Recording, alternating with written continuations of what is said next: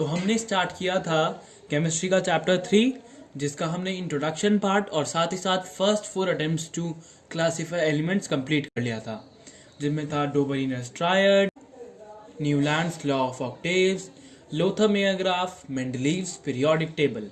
तो हमने 4 जो फर्स्ट अटेम्प्ट किए गए थे एलिमेंट्स को क्लासीफाई करने के, वे हमने कंप्लीट कर लिए थे। तो अब हमें करना है मॉडर्न पीरियोडिक टेबल स्टार्ट। तो यहीं से हम मॉडर्न पीरियोडिक टेबल पढ़ेंगे और पीरियोडिसिटी पढ़ेंगे।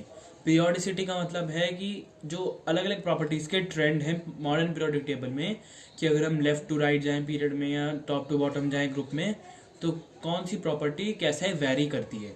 तो इसी को हम पीरियोडिसिटी बोलते हैं डायरेक्ट। तो स्टार्ट करते हैं मॉडर्न पीरियोडिक टेबल। तो मॉडर्न पीरियोडिक टेबल क्यों बनाया गया था, जबकि मेंडलीव पीरियोडिक टेबल तो बन गया था, तो इसकी क्या जरूरत थी। तो मॉडर्न पीरियोडिक टेबल बनाने की शुरुआत हुई थी नोबल गैसेस की डिस्कवरी से। साइंटिस्ट स्कॉट थे, उन्होंने डिस्कवर करी थी नोबल गैसेस और उन्हें नोबल प्राइज मिला था। अब नोबल गैसेस की डिस्कवरी के बाद बहुत सारे चेंजेस आने थे मेंडलीव पीरियोडिक टेबल में, क्योंकि वे नोबल गैस एंड में नहीं थी कि सारे नोबल गैसेस को हम एंड में लगा देंगे तो टेबल वैसे का वैसे ही रहेगा। मॉडर्न जो नोबल गैसेस थी उनकी सबके लिए एक प्लेस थी जो कि मॉडर्न पीरियोडिक टेबल के बीच में थी, कि एक एलिमेंट उसके बाद नेक्स्ट, उसके बाद फिर से कोई एलिमेंट, और बीच में क्या थी, नोबल गैस, जैसा आप मॉडर्न पीरियोडिक टेबल में ग्रुप 18 में देखते हैं। तो इसीलिए मेंडलीव पीरियोडिक टेबल में बहुत सारे चेंजेस आने थे और मेंडलीव पीरियोडिक टेबल की सारी एनॉमली, सारे डीमेरिट्स हमें कवर भी करने थे। तो इसके लिए एक मॉडर्न पीरियोडिक टेबल बनाया गया जिसमें एलिमेंट्स को क्लासीफाई किया गया पीरियोडिक लॉ से, मॉडर्न पीरियोडिक लॉ। और मॉडर्न पीरियोडिक लॉ क्या कहता है, physical and chemical properties of elements are the periodic function of their atomic numbers. यानी एटॉमिक नंबर का मतलब है नंबर ऑफ इलेक्ट्रॉन या प्रोटॉन। तो जितने नंबर ऑफ इलेक्ट्रॉन है उसके हिसाब से कोई ना कोई प्रॉपर्टी उस एटम में आ जाएगी। उसी की वजह से ही फिजिकल प्रॉपर्टीज और केमिकल प्रॉपर्टीज चेंज होती हैं एटम्स की। अब सोडियम की प्रॉपर्टी ऑक्सीजन से अलग है क्योंकि उनमें नंबर ऑफ इलेक्ट्रॉन्स भी अलग है। तो एक बेसिक प्रॉपर्टी थी जिसका हम यूज़ कर सकते थे एलिमेंट्स को अरेंज करने में। तो मॉडर्न पीरियोडिक टेबल में एटॉमिक नंबर का ही यूज़ किया गया था। अब साइंटिस्ट थे हेनरी मूसले, एक इंग्लिश फिजिसिस्ट थे जो कि एक्सपेरिमेंट कर रहे थे एक्स रेज पे। तो उन्होंने क्या कंक्लूड किया कि फ्रीक्वेंसी रूट एफ, यानी frequency directly proportional to atomic number, यानी अगर ज़्यादा एटॉमिक नंबर होगा तो एफ का रूट बढ़ेगा। और रूट बढ़ने का मतलब क्या है, इनडायरेक्टली एफ ही बढ़ेगा। तो एफ बढ़ेगा तो जेड भी बढ़ेगा, यानी एटॉमिक नंबर। तो जेड क्या है हमारा, एटॉमिक नंबर है, नंबर ऑफ प्रोटॉन्स या इलेक्ट्रॉन्स। तो फाइनली क्या इससे कंक्लूजन निकाला गया, क्या कि फ्रीक्वेंसी, यहाँ हम गए एटॉमिक नंबर किसी भी एलिमेंट की कैरेक्टरिस्टिक प्रॉपर्टी है जिससे हम उसे डिफाइन कर सकते हैं। एग्जाम्पल, जैसे हर एक इंसान के लिए उसका डीएनए यूनिक होता है, वैसे नंबर ऑफ प्रोटॉन्स और इलेक्ट्रॉन्स, यहाँ हम गए एटॉमिक नंबर हर एक एलिमेंट के लिए उसका यूनिक था। एक दो एलिमेंट्स का एटॉमिक नंबर सेम नहीं था। तो इसी बेसिस पर ये कैरेक्टरिस्टिक प्रॉपर्टी हो गई। हेनरी मूसले ने ही क्लासिफिकेशन स्टार्ट किया। अब है long form of periodic table. अब ये जो कंक्लूजन था मैंने आपको बता ही दिया, properties of element depend on atomic number. अब long form of periodic table का मतलब है कि सारे एलिमेंट्स इसमें जो अभी तक के 118 डिस्कवर्ड हैं, और साथ ही साथ लैंथेनॉइड्स, एक्टिनॉइड का एक अलग टेबल। अब ये जो टेबल है ये मॉडर्न पीरियोडिक लॉ पे बेस्ड है। अब मॉडर्न पीरियोडिक लॉ एक बार मैं फिर से आपको समझा दूं कि physical and chemical properties of an element are periodic function of its atomic number. यानी कि एटॉमिक नंबर की वजह से ही किसी भी एलिमेंट की फिजिकल और केमिकल प्रॉपर्टीज होती हैं, उन्हीं की वजह से वो दूसरे से अलग होता है। अब एलिमेंट्स को ऑर्डर किया गया था एटॉमिक नंबर के असेंडिंग फॉर्म में, यानी जैसे हाइड्रोजन 1 तो हीलियम 2, फिर 3, 4, 5, 6, 7, 8, 9, 10, 11 से लेकर 118 तक। तो ये हो गया एटॉमिक नंबर का असेंडिंग ऑर्डर। अब इसकी कुछ बेसिक चीज़ें जो मैं आपको एक बार फिर बताता हूँ, आपने 10th क्लास में पढ़ी होंगी, कि जो वर्टिकल रोज होती हैं उन्हें हम बोलते हैं ग्रुप्स, और जबकि जो हॉरिजॉन्टल रोज होती हैं उन्हें हम बोलते हैं पीरियड्स। टोटल 18 ग्रुप्स हैं मॉडर्न पीरियोडिक टेबल में और 7 ग्रुप्स। और अब एक और ज़्यादा वेरीफाई करने वाली चीज़ जो 11th क्लास में हमने पढ़ी है, ब्लॉक्स। पहले हमें एक ग्रुप को स्टडी करने के लिए एक एलिमेंट स्टडी कर लेते थे तो उससे पूरे ग्रुप का हो गया। बट अब कुछ अलग प्रॉपर्टीज वैलेंसीज को छोड़ के अगर हम वैलेंसीज तो हर ग्रुप की अलग अलग होती हैं, बट हम वैलेंसी को छोड़ के कुछ ऐसी बात करें कि जो इन दोनों की सेम हो, इन दोनों ग्रुप्स की या 2-3 ग्रुप्स में कॉमन हो, तो वो ही हम स्टडी कर सकते हैं ब्लॉक्स के थ्रू। एक बार मैं आपको फिर बताता हूँ। जैसे यहाँ एस ब्लॉक, ग्रुप 1 to 2 है एस ब्लॉक, ग्रुप 13 to 18 है पी ब्लॉक, और ग्रुप 3 to 12 है डी ब्लॉक, और एंड में आता है लैंथेनॉइड और एक्टिनॉइड्स का एफ ग्रुप। तो 5 प्रॉपर्टी स्टडी कर सकते हैं हम। जैसे फर्स्ट और सेकंड में हमने एक प्रॉपर्टी स्टडी कर ली, जैसे कि इलेक्ट्रॉन कौन से सबशेल में एंटर करता है, दोनों ग्रुप में ये कॉमन है।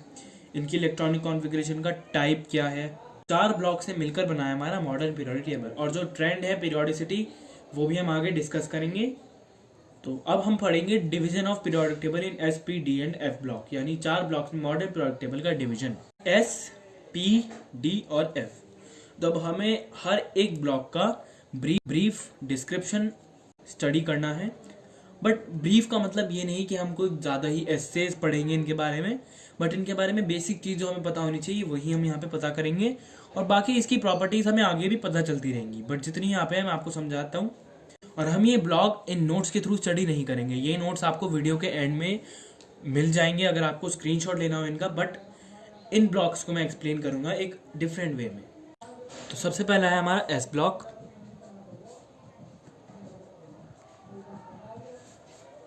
तो एस ब्लॉक में कौन से एलिमेंट्स आते हैं? सबसे पहले एस ब्लॉक के एलिमेंट्स होते हैं ग्रुप 1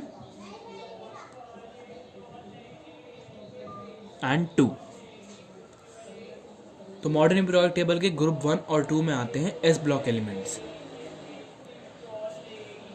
तो मॉडर्न पीरियोडिक टेबल का जो ग्रुप 1 है और ग्रुप 2 है, उन दोनों को हम एक साथ बोलते हैं एस ब्लॉक एलिमेंट्स। और इन्हें हम मेंडलीव के अकॉर्डिंग पढ़ें तो मेंडलीव के पीरियोडिक टेबल के अकॉर्डिंग फर्स्ट ए ग्रुप के एलिमेंट्स और सेकंड ए ग्रुप के एलिमेंट्स होते हैं एस ब्लॉक एलिमेंट्स। अब इस ब्लॉक में लास्ट इलेक्ट्रॉन यहाँ का डिफरेंशिएटिंग इलेक्ट्रॉन। तो पहले हम एक एलिमेंट के एग्जाम्पल के तौर पे करते हैं। जैसे हो गया हमारा सोडियम। सोडियम की इलेक्ट्रॉनिक कॉन्फ़िगरेशन है 281। तो यहाँ लास्ट इलेक्ट्रॉन वैलेंस इलेक्ट्रॉन यहाँ मैं कहूँ डिफरेंशिएटिंग इलेक्ट्रॉन। इसे हम डिफरेंशिएटिंग इसलिए बोलते हैं क्योंकि लास्ट इलेक्ट्रॉन ही डिसाइड करता है कि एलिमेंट कौन से ब्लॉक में जाएगा। अब पहले हम इसकी इलेक्ट्रॉनिक कॉन्फ़िगरेशन बाउ प्रिंसिपल के अकॉर्डिंग पढ़ते हैं। 1s2 2s2 2p6 3s1। तो ये इसकी एक सिंपल इलेक्ट्रॉनिक कॉन्फ़िगरेशन है। तो अब हमें देखना इसकी जो इलेक्ट्रॉनिक कॉन्फ़िगरेशन है और जो लास्ट इलेक्ट्रॉन है हमारा वो जिस भी सब शेल में जाएगा, अगर वो एस में जाता है तो यानी वो एलिमेंट एस ब्लॉक है, अगर वो पी में जाएगा तो वो पी ब्लॉक है। तो यहाँ पर हमारा जो लास्ट इलेक्ट्रॉन है वो 3s1 यानी एस में है, तो इसलिए ये एलिमेंट हो जाएगा एक एस ब्लॉक एलिमेंट।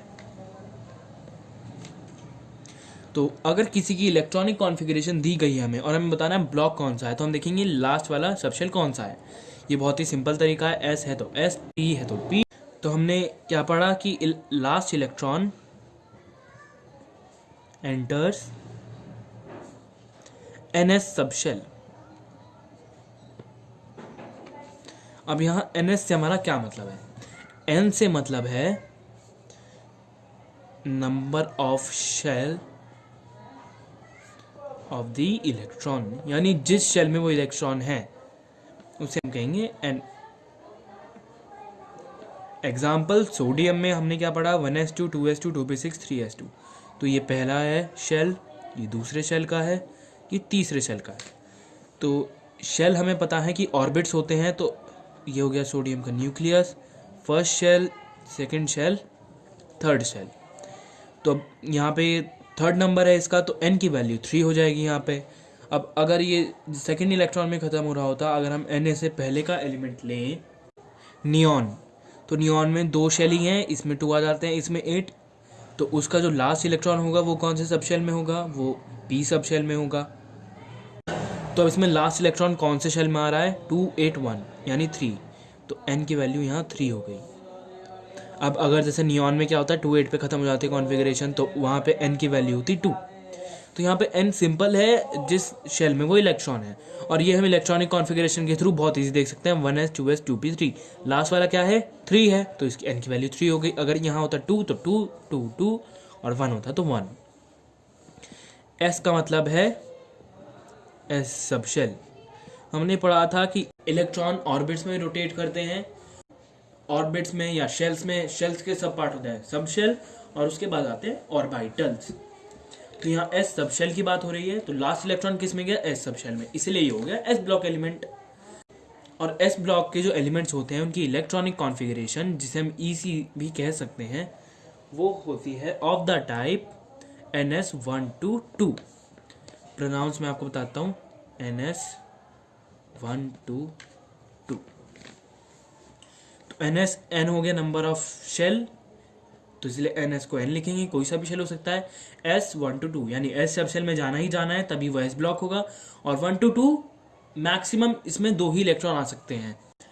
तो हमने पढ़ा था ब्लॉक्स के थ्रू, ये हो गया S सब शेल, तो यहाँ 1 यहाँ 2, मैक्सिमम 2 इलेक्ट्रॉन और मिनिमम 1, तो इसलिए इसे लिखा जाता है 1 to 2।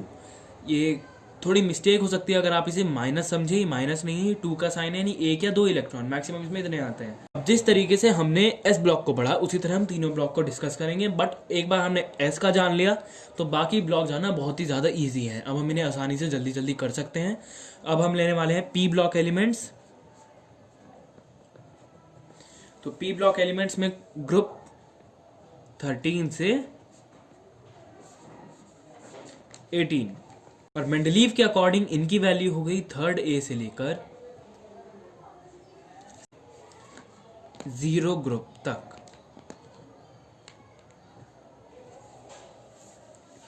यहाँ पर बीच में जो 14, 15, 16, 17 होते हैं, इनको हम इन्हीं के अकॉर्डिंग लिखते हैं 4th A, 5th A, 6th A और यहाँ 7th A। और इसे हम बोलते हैं 0 ग्रुप, क्योंकि मेंडलीव पीरियोडिक टेबल में 18th या नोबल गैसेज के लिए कोई ग्रुप था ही नहीं, क्योंकि उस टाइम नोबल गैसेज डिस्कवर नहीं हुई थी, तो इसीलिए इसे हम 0 ग्रुप बोलते हैं। और मेंडलीव के अकॉर्डिंग यहाँ 7 तक हो गया। अब पहले की तरह अब हम इन्हें पढ़ेंगे कि लास्ट इलेक्ट्रॉन कौन से सबशेल में जाता है, पी सबशेल में जाता है, जिसे हम लिखते हैं NP126। इसे आप इलेक्ट्रॉनिक कॉन्फ़िगरेशन की तरह भी समझ सकते हैं, या सिंपल कहूँ तो पहले हम लिखेंगे कि NP सबशेल में जाता है, N यानी शेल नंबर और P यानी P सबशेल। ये हो गई इसकी इलेक्ट्रॉनिक कॉन्फ़िगरेशन, जो कि होती है NP raise to the power 1 to 6। 6 क्यों? क्योंकि P में 3 ब्लॉक्स होते हैं, 1 2, यहाँ 1 यहाँ 1 यहाँ 1, और फिर फर्स्ट इलेक्ट्रॉन स्टार्ट हो जाता है फिल होना, तो मैक्सिमम 6 और मिनिमम 1, तो इसलिए इलेक्ट्रॉनिक कॉन्फ़िगरेशन भी 1 to 6। अब इसमें एलिमेंट का एग्जांपल के बिना समझ में नहीं आ सकता, तो मैं एक बार बोरोन और एल्यूमिनियम का एग्जांपल लेंगे। बोरोन है 1s2 2s2 2p1, तो यहाँ 2p में जा रहा है लास्ट इलेक्ट्रॉन, तो इसलिए p ब्लॉक का एलिमेंट हो गया। Same case for aluminium 1s2 2s2 2p6 3p 3s2 3p1, तो यहाँ भी P में जा रहा है। पीछे कितने ही एलिमेंट हो, पर मैक्स जो लास्ट इलेक्ट्रॉन होता है वही डिसाइड करता है। तो बस ये P, यहाँ पे हमारा P ब्लॉक खत्म होता है। अब एक इम्पॉर्टेंट नोट जो कि एग्जाम पर 1 मार्क क्वेश्चन के लिए बहुत इंपॉर्टेंट है, कि S block element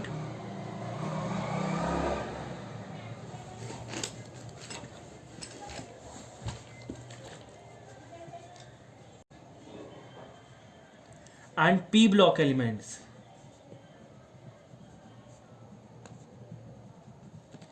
are together called representative elements। तो ये हमें बताता है कि S ब्लॉक एलिमेंट और P ब्लॉक एलिमेंट को अगर हम एक साथ बात करते हैं तो उन्हें हम बोलते हैं रिप्रेजेंटेटिव एलिमेंट्स, क्योंकि ये ब्लॉक्स मॉडर्न पीरियोडिक टेबल को रिप्रेजेंट करते हैं। आपने 10th क्लास में भी पहले S और P ब्लॉक एलिमेंट पढ़े थे, आपने ध्यान दिया हो तो। D और F एंड में जाकर हो सकता है आपने डी ब्लॉक एलिमेंट पढ़े हो, पर डी और एफ हमें 11th क्लास से ही पढ़ने को मिले हैं, तो इन्हें हम रिप्रेजेंटेटिव एलिमेंट भी बोल सकते हैं। तो ये 1 मार्क क्वेश्चन के लिए बहुत इंपॉर्टेंट है। ये पूछा जा सकता है कि व्हाट आर रिप्रेजेंटेटिव एलिमेंट्स। तो अब हमने एस पी पढ़ लिए हैं, अब बसते हैं डी और एफ ब्लॉक। तो अब है D block elements. D block elements को हम इस कंपोजिशन में स्टडी करेंगे। तो पहला एक बेसिक पॉइंट जिसका एग्जाम पॉइंट ऑफ व्यू से बहुत ज़्यादा वैल्यू है कि डी ब्लॉक एलिमेंट्स को हम बोलते हैं ट्रांजिशन एलिमेंट्स। तो ऐसा हम क्यों बोलते हैं, क्योंकि एक्सप्लेन करता हूँ मैं। एस ब्लॉक एलिमेंट्स होते हैं लार्जली मेटालिक, जबकि पी ब्लॉक एलिमेंट्स होते हैं लार्जली कोवेलेंट। तो डी ब्लॉक एलिमेंट पार्शली दोनों की प्रॉपर्टीज शो करते हैं और नए ही एलिमेंट्स होते हैं, तो इसलिए हम इन्हें ट्रांजिशन एलिमेंट्स बोलते हैं। और एक रीज़न ये भी है कि डी ब्लॉक एलिमेंट्स में जो लास्ट इलेक्ट्रॉन होता है उसे ट्रांजिशन करके डी ब्लॉक में आना होता है। ये हम आगे पढ़ेंगे कि डी ब्लॉक में यानी डी सबशेल में कैसे वो एलिमेंट आता है। तो पहले हम पढ़ लेते हैं कि ग्रुप कौन कौन से आते हैं डी ब्लॉक में। तो डी ब्लॉक में आते हैं ग्रुप 3 to 12। मेंडलीव के अकॉर्डिंग क्या है ये 3rd A, ये 4th A, 5th A, 6th A। Mendeleev के अकॉर्डिंग क्या है ये 3rd B, ये है 4th B, ये 5th B, ये 6th B, ये 7th B और 8, 9 और 10 ये तीनों। मेंडलीव पीरियोडिक टेबल का अगर याद हो तो लास्ट में एक ट्रांजिशन सीरीज थी जिसमें तीन ग्रुप्स थे, बट उनके लिए कोई भी सब ग्रुप नहीं बनाया गया था ए बी सी, बस उन्हें ऐसे ही रख दिया गया था जिसे हम ट्रांजिशन भी बोलते हैं। तो इसीलिए ये था सिर्फ 8th ग्रुप, ना ए ना बी ना सी। अब 8th के बाद खत्म हो जाता है मेंडलीव पीरियोडिक टेबल। अब बचे हुए एलिमेंट कौन से बचे, फर्स्ट बी जो था 10th और सेकंड बी जो था 12th। तो जितने भी मेंडलीव पीरियोडिक टेबल में एस और पी के बाद एलिमेंट्स बचे वे सब अब यहाँ पे आ गए हैं। अब नेक्स्ट की लास्ट इलेक्ट्रॉन कौन सा सबशेल एंटर करता है। तो लास्ट इलेक्ट्रॉन एंटर करता है डी सबशेल इस फॉर्म में n-1 d 1 to 10।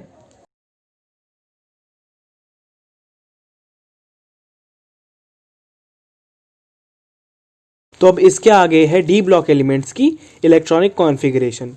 Electronic configuration D block की जो है वो आपको इतनी जल्दी समझ में नहीं आएगी। इस वीडियो में हम सिर्फ इतना ही पढ़ेंगे क्योंकि डी ब्लॉक एलिमेंट की इलेक्ट्रॉनिक कॉन्फ़िगरेशन समझना थोड़ा मुश्किल है, क्योंकि उसमें आपको ये समझना होता है कि डी ब्लॉक एलिमेंट की इलेक्ट्रॉनिक कॉन्फ़िगरेशन में एस क्यों आता है। उसमें हम एस सबशेल को भी इन्वॉल्व करते हैं, जबकि एस और पी सबशेल में इलेक्ट्रॉनिक कॉन्फ़िगरेशन में सिर्फ एस और पी थे एंड में, जबकि डी ब्लॉक एलिमेंट में एस भी इंक्लूड होता है। तो डी ब्लॉक एलिमेंट्स की इलेक्ट्रॉनिक कॉन्फ़िगरेशन और साथ साथ एफ ब्लॉक एलिमेंट्स का ब्रीफ डिस्क्रिप्शन और उनकी इलेक्ट्रॉनिक कॉन्फ़िगरेशन हम अगली वीडियो में समझेंगे। और इससे पहले कि इस चैप्टर के टॉपिक या चैप्टर 4 या चैप्टर 5 की वीडियोस आपको इस चैनल पे मिल जाएंगी और साथ ही फिजिक्स की वीडियोस भी आपको मिल जाएंगी।